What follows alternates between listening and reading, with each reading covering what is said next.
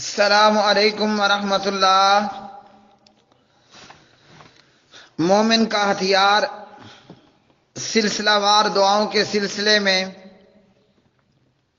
آج کی دعا عن عبد اللہ بن مسعود رضی اللہ تعالی عنہ عن النبی صلی اللہ علیہ وسلم انہ کان یقول۔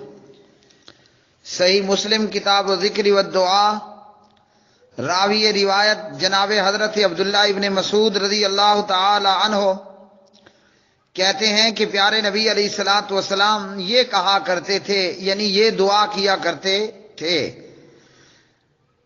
اللہم انی اسألک الہدی والتقی والعفاف والغنی۔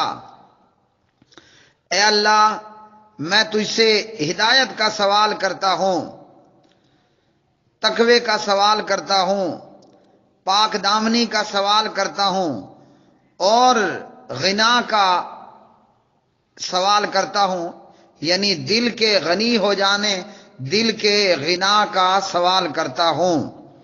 تو بھائیو، ہمیں بھی چاہیے کہ ہم اللہ سبحانہ و تعالیٰ سے ہر وقت ہدایت کے طلبگار ہوں۔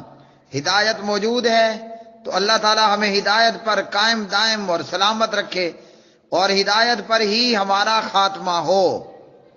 اللہم انی اسألک الہدی والتقی والعفاف والغنی۔